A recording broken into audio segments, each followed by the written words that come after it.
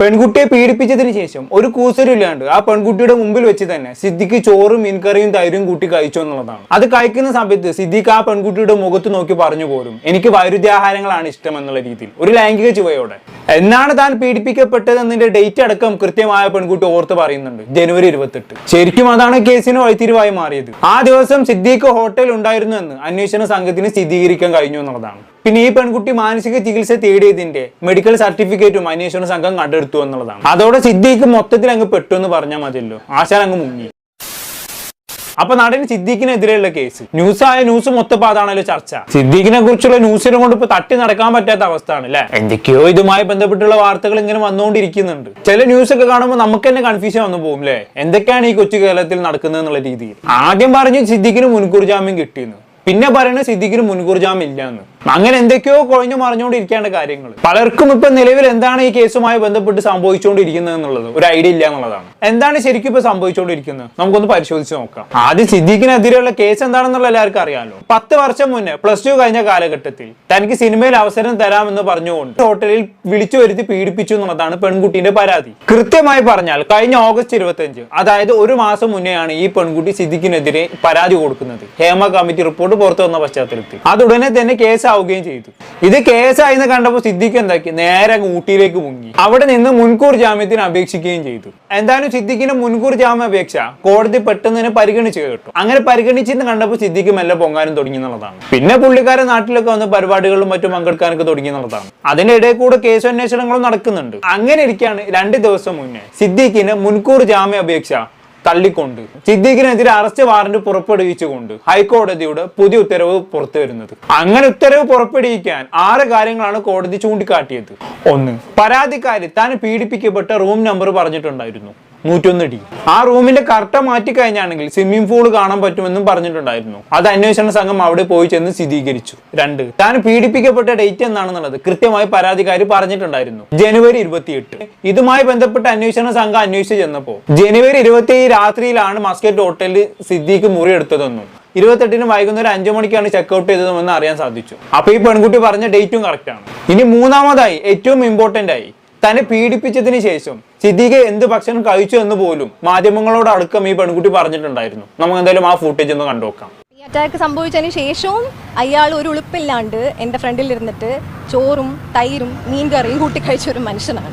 ഞാനിത് പറയുന്നത് ഇത് ഏതൊക്കെ രീതിയിൽ വന്നാലും എനിക്കൊരു ചുക്കും ഇല്ല എന്നുള്ളതാണ്. ബിക്കോസ് എനിക്കൊന്നും ലൂസ് ചെയ്യാനില്ല. അതിൽ പോലും ഒരു സെക്ഷൽ ഫ്ലേവർ കലർത്തി അയാൾ സംസാരിച്ചിട്ടുണ്ട്.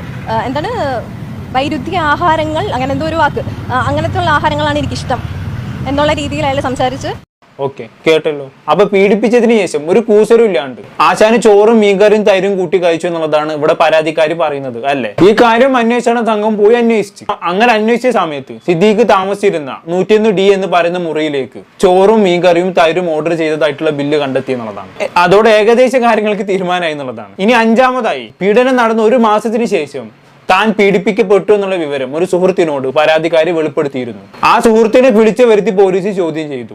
പരാതിക്കാരി പറഞ്ഞ കാര്യം ആ സുഹൃത്ത് ശരിവെച്ചു. ഇനി 6ാമതായി, വെരി ഇമ്പോർട്ടന്റ് ആയി, പീഡനം നടന്നതിന് ശേഷം ഈ പെൺകുട്ടിക്ക് ഒരുപാട് മാനസിക അസ്വസ്ഥതകളും മെന്റൽ ട്രോമകളും ഉണ്ടായിട്ടുണ്ടായിരുന്നു. അതിന്റെ ഭാഗമായി ഈ പെൺകുട്ടി മാനസിക ചികിത്സ തേടിയിട്ടുണ്ടായിരുന്നു. കാക്കനാടിലെ ക്ലിനിക്കിലും പനമ്പള്ളി നഗറിലെ ക്ലിനിക്കിലുമായിരുന്നു ചികിത്സ തേടിയിരുന്നത്. അവിടെയുള്ള ഡോക്ടേഴ്സിന് പോയി അന്വേഷണ സംഘം കണ്ടു. അവരത് ശരിവെച്ചു. അതിന്റെ കൂട്ടത്തിൽ മെഡിക്കൽ സർട്ടിഫിക്കറ്റും നൽകി എന്നുള്ളതാണ്. ഈ 6 കാര്യങ്ങൾ ചൂണ്ടിക്കാട്ടിയാണ് സിദ്ദിഖിനെ ഉടനെ അറസ്റ്റ് ചെയ്യണമെന്ന് കോടതി ഉത്തരവ് പുറപ്പെടുവിപ്പിച്ചത്. പോരെ, ഇതന്നെ ധാരാളമാണ്. എന്തായാലും താൻ ഉടനെ അറസ്റ്റ് ചെയ്യപ്പെടുമെന്ന് കണ്ടതോടെ സിദ്ദിഖ് എന്താക്കി, പഴയ പോലെ വീണ്ടും അങ്ങോട്ട് മുങ്ങി. പുള്ളിക്കാരൻ ഇതന്നെയാണ് പരിപാടി എന്ന് തോന്നുന്നു. ഇവിടെ ഏറ്റവും ഇമ്പോർട്ടന്റ് ആയി നിങ്ങൾ മനസ്സിലാക്കേണ്ട കാര്യം എന്താണെന്ന് വെച്ചാണെങ്കിൽ, പീഡിപ്പിക്കപ്പെടുന്ന സമയത്ത് പെൺകുട്ടി +2 കഴിഞ്ഞു എന്നുള്ളതാണ് പറയപ്പെടുന്നത്. അതായത് പ്രായപൂർത്തി ആയിട്ടില്ല എന്നർത്ഥം. അങ്ങനെ വരുമ്പോൾ വകുപ്പ് പോക്സോ ആയിട്ട് മാറും. അതുകൊണ്ടാകാം കോടതി മുൻകൂർ ജാമ്യം വരെ നിഷേധിച്ചത്. എന്തായാലും ഇവിടുത്തെ ഏറ്റവും വലിയ കോമഡി എന്താണെന്ന് വെച്ചാണെങ്കിൽ, സിദ്ദിഖ് മുങ്ങിയല്ലോ. അപ്പൊ ഇവിടെ മുങ്ങിയ സിദ്ദിഖിനെ കണ്ടെത്താൻ പോലീസിനേക്കാൾ ശുഷ്കാന്തി ഇവിടെ കാണിക്കുന്ന മാധ്യമങ്ങളാണെന്നുള്ളതാണ്. മാധ്യമങ്ങൾ നെട്ടോട്ടോടാണ് സിദ്ദിഖിന്റെ വീട്ടിലേക്കും ലോഡ്ജിലേക്കും കേരളം മൊത്തം അങ്ങോട്ട് നെട്ടോട്ട് ഓടിക്കൊണ്ടിരിക്കുകയാണ്. എന്തിനാണ്? സിദ്ദിഖിനെ കണ്ടെത്താൻ വേണ്ടിയിട്ട്. എന്തൊരു ശുഷ്കാന്തിയാണെന്ന് നോക്കി നിങ്ങൾ. ഇതുമായി ബന്ധപ്പെട്ടുള്ള മനോരമ ന്യൂസിന്റെ റിപ്പോർട്ട് നമുക്കൊന്ന് കണ്ടുനോക്കാം. ഭയങ്കര രസമാണ്, എന്തായാലും ഒന്ന് കണ്ടുനോക്കാം. പക്ഷേ എവിടെ സിദ്ദിഖ്? സിദ്ദിഖിനായി നേരത്തെ തന്നെ ലുക്കൌട്ട് സർക്കുലർ ഇറക്കിയിരുന്നു. ഇതിനിടെ കൊച്ചി പടമുകളിലെ സിദ്ദിഖിന്റെ വീട്ടിലേക്ക് മാധ്യമപ്രവർത്തകരടക്കം എത്തിയെങ്കിലും ഗേറ്റ് പൂട്ടിയ നിലയിലായിരുന്നു. ഞാനിപ്പോൾ ഉള്ളത് സിദ്ദിഖിന്റെ പടമുകളിലെ വീട്ടിലാണ്. ഇവിടെ ഇന്നലെ സിദ്ദിഖ് ഉണ്ടായിരുന്നു എന്ന് തന്നെയാണ് മനസ്സിലാക്കാൻ സാധിക്കുന്നത്. ഇന്ന് രാവിലെ മുതൽ സിദ്ദിഖ് ഇവിടെ ഇല്ല എന്ന് തന്നെയാണ് അറിയാൻ കഴിയുന്നത്. രാവിലെ ഈ ഹൈക്കോടതിയുടെ ഉത്തരവ് വന്നതിന് തൊട്ട് പിന്നാലെ തന്നെ നമ്മളിവിടെ എത്തിയിരുന്നു. ഈ ഘട്ടത്തിൽ സിദ്ദിഖ് ഇവിടെ ഉണ്ടായിരുന്നില്ല എന്ന് തന്നെയാണ് മനസ്സിലാക്കാൻ സാധിക്കുന്നത്. ഒരു ജോലിക്കാരൻ മാത്രമായിരുന്നു ആ സമയത്ത് ഉണ്ടായിരുന്നത്. സിദ്ദിഖ് ഇവിടെ ഇല്ല, എങ്ങോട്ടാണ് പോയത് എന്ന് അറിയില്ല എന്നുള്ളതാണ് ജോലിക്കാരൻ വ്യക്തമാക്കിയത്. സിദ്ദിഖിന്റെ മകൻ ഷഹീനാണ് ഇവിടെ ഏറെ സമയവും സ്ഥിരമായി താമസിക്കാറുള്ളത്. സിദ്ദിഖ് ഇടയ്ക്ക് മാത്രമേ ഈ വീട്ടിലേക്ക് എത്താറുള്ളൂ. എന്നാൽ കഴിഞ്ഞ 2 ദിവസമായി സിദ്ദിഖ് ഇവിടെ ഉണ്ടായിരുന്നു എന്ന് തന്നെയാണ് അറിയാൻ കഴിയുന്നത്. ഇന്നലെ രാത്രിയിൽ സിദ്ദിഖിനെ ഫോണിൽ വിളിച്ചപ്പോഴും ഈ വീട്ടിലുണ്ട് എന്ന് തന്നെയാണ് പറഞ്ഞത്. ഇന്ന് രാവിലെ ഇത്തരത്തിൽ ഹൈക്കോടതി ഉത്തരവ് വന്നതിന് പിന്നാലെ സിദ്ദിഖിനെ ബന്ധപ്പെടാൻ ശ്രമിച്ചെങ്കിലും ഫോണിൽ ലഭ്യമാകാത്ത സാഹചര്യമാണ് ഉണ്ടായിട്ടുള്ളത്. എന്തായാലും പോലീസ് സിദ്ദിഖ് എവിടെയാണ് ഉള്ളത് എന്നത് സംബന്ധിച്ച് വ്യാപകമായ ഒരു തെരച്ചിൽ തന്നെയാണ് നടത്തുന്നത്. ആലുവയിലെ വീട്ടിൽ പോലീസ് സംഘം എത്തിയിരുന്നു. പിന്നാലെ ഹോട്ടലിൽ സിദ്ദിഖ് ഉണ്ട് എന്ന് മനസ്സിലാക്കിയതിനെ തുടർന്ന് ഹോട്ടലിലടക്കം പോലീസ് പരിശോധന നടത്തിയിരുന്നു. നെടുമ്പാശ്ശേരിയിലെ ഹോട്ടലിലടക്കം പരിശോധന നടത്തുന്ന സാഹചര്യം ഉണ്ടായിരുന്നു. അവിടെയെങ്ങും എത്തിയിട്ടില്ല എന്ന് തന്നെയാണ് മനസ്സിലാക്കാൻ സാധിക്കുന്നത്. സിദ്ദിഖിനെ അറസ്റ്റ് ചെയ്യുന്നതിനുള്ള ഒരു തീരുമാനത്തിലേക്ക് എത്തിച്ചേർന്ന സ്ഥിതിക്ക് എങ്ങോട്ടേക്കാണ് പോയത് എന്നത് സംബന്ധിച്ച് പോലീസും വ്യാപകമായ രീതിയിൽ ഒരു തിരച്ചിൽ നടത്തുന്നുണ്ട്. ഏത് നിമിഷവും അറസ്റ്റ് ഉണ്ടായേക്കുമെന്ന സാഹചര്യത്തിനിടെ സിദ്ദിഖിന്റെ മകൻ ഷഹീൻ സിദ്ദിഖ് 3 മണിയോടെ കൊച്ചിയിൽ അഡ്വക്കേറ്റ് രാമൻ പിള്ളയുടെ ഓഫീസിലേക്ക് എത്തി. ജാമ്യത്തിനായി സുപ്രീം കോടതിയിലേക്ക് നീങ്ങുന്നതിനുള്ള നീക്കങ്ങൾ ചർച്ച ചെയ്തു. അരമണിക്കൂറിന് ശേഷം ഷഹീൻ മടങ്ങി.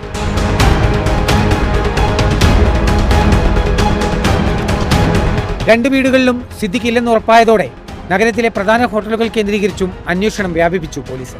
ഇതിനിടെ നെടുമ്പാശ്ശേരിയിലെ ഹോട്ടലിൽ സിദ്ദിഖ് തങ്ങുന്നുണ്ടെന്ന സൂചനകളുണ്ടായെങ്കിലും ഊഹാപോഹം മാത്രമായി. നെടുമ്പാശ്ശേരി പ്രദേശത്ത് ഒരു ഹോട്ടലിൽ ഉണ്ടെന്ന അഭ്യൂഹം പരന്നത്. എന്നാൽ അങ്ങനെ ഒരു കാര്യം ഈ ഹോട്ടലിൽ ഉണ്ട് എന്ന് പറയപ്പെടുന്ന ഹോട്ടലിൽ വന്ന് നമ്മൾ ഉൾപ്പെടെയുള്ളവർ അന്വേഷിച്ചിരുന്നു. സിദ്ദിഖ് അവിടെയും എത്തിയിട്ടില്ല എന്നാണ് അറിയാൻ കഴിയുന്നത്. എന്തൊരു ശുഷ്കാന്തില്ലേ. സിദ്ദിഖിനെ വീട്ടിൽ പോകുന്നു, ലോഡ്ജിൽ പോകുന്നു, കേരളം മൊത്തം അരിച്ചു പേർക്കുന്നു. മാധ്യമങ്ങളുടെ ഒരു ശുഷ്കാന്തി നോക്കണേ. സിദ്ദിഖിനെ മകനെ വരെ വെറുതെ വിടില്ല എന്നുള്ളതാണ്. മകനെ വരെ പിന്നാലെ നടന്ന് ഒളിക്യാമറ വെച്ച് ഷൂട്ട് ചെയ്യാനില്ലേ. എല്ലാം എക്സ്ക്ലൂസീവിന് വേണ്ടിയുള്ള ഒരു നട്ടപ്പാച്ചില്ലേ. എനിക്കിതെല്ലാം കണ്ട സമയത്ത് പണ്ട് സ്വപ്ന സുരേഷിനെ കൊണ്ടുപോകുന്ന സമയത്ത് പിന്നാലെ ഈ മാധ്യമങ്ങൾ വണ്ടി എടുത്ത് പറഞ്ഞ സംഭവമാണ് ഓർമ്മ വരുന്നത്.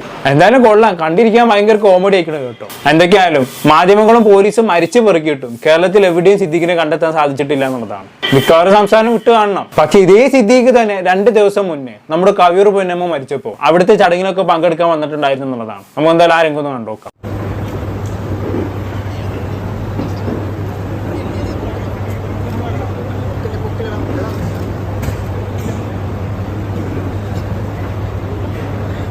കണ്ടല്ലോ, ലാലേട്ടന്റെ കൂട്ടത്തിലൊക്കെയാണ് മറ്റാൾ ഇരിക്കുന്നത്. ഈ ചടങ്ങ് കഴിഞ്ഞ് മണിക്കൂറുകൾക്കുള്ളിലാണ് സിദ്ദിഖിനെതിരെയുള്ള അറസ്റ്റ് വാറന്റ് പുറപ്പെടുവിക്കുന്നത്. അറസ്റ്റ് വാറന്റ് ഉണ്ടെന്ന് അറിഞ്ഞപ്പോൾ തന്നെ സിദ്ദിഖ് അങ്ങോട്ട് മുങ്ങി എന്നുള്ളതാണ്. എന്തായാലും ഇനി മിക്കവാറും പണ്ടത്തെ പോലെ എന്തെങ്കിലും ജാമ്യം കിട്ടാനുള്ള വകുപ്പ് ഉണ്ടെന്ന് നോക്കിയിട്ട് ആള് പൊങ്ങുള്ളൂ. അത് ഉറപ്പുള്ള കാര്യമാണ്. ജയസൂര്യ ഇങ്ങനെയൊക്കെ തന്നെ ആയിരുന്നല്ലോ ചെയ്തിരുന്നത്. ആരോപണം വന്നപ്പോൾ ആശ നേരെ അമേരിക്കയിലേക്ക് മുങ്ങി. അവിടുന്ന് ജാമ്യാപേക്ഷ കൊടുത്ത് ജാമ്യം കിട്ടിയെന്ന് കണ്ടപ്പോൾ ആശം നൈസായിട്ട് നാട്ടിലേക്ക് തന്നെ തിരിച്ചു വന്നു.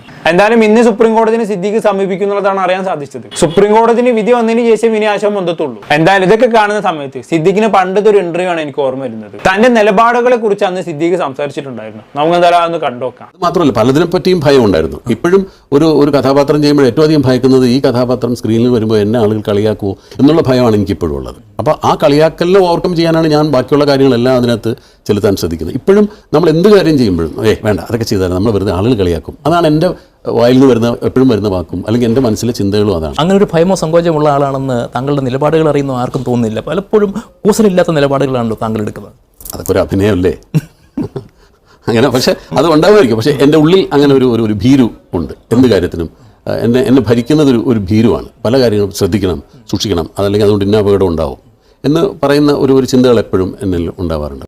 അതെ, അതിപ്പോ താങ്കൾ പൊതുജനത്തിന് കാണിച്ചു കൊടുത്തു എന്നുള്ളതാണ്. ഉള്ളില് മാത്രമല്ല പുറത്ത് ഇങ്ങനെയൊക്കെ തന്നെ ആയില്ലേ. എന്തായാലും മൊത്തത്തിൽ ആശാൻ പെട്ടു എന്ന് പറഞ്ഞാൽ മതിയല്ലോ. ഇനിയിപ്പോ എന്താണ് എങ്ങനെയാണെന്നൊക്കെ ഉള്ളത് വരും ദിവസങ്ങൾ കണ്ടു തന്നെ അറിയേണ്ടി വരും. സംഭവം ഞാൻ നേരത്തെ പറഞ്ഞല്ലോ, വകുപ്പ് പോക്സ് ആയതുകൊണ്ട് തന്നെ ഇനി അങ്ങോട്ട് കുറെ കാലം കോടതി കയറി ഇറങ്ങേണ്ടി വരും. ഇനിയിപ്പോ കേസും സിനിമാ ജീവിതവും കൂടി ഒരുമിച്ച് ബാലൻസ് ചെയ്ത് കൊണ്ടുപോകേണ്ടി വരും സിദ്ദിഖിന്.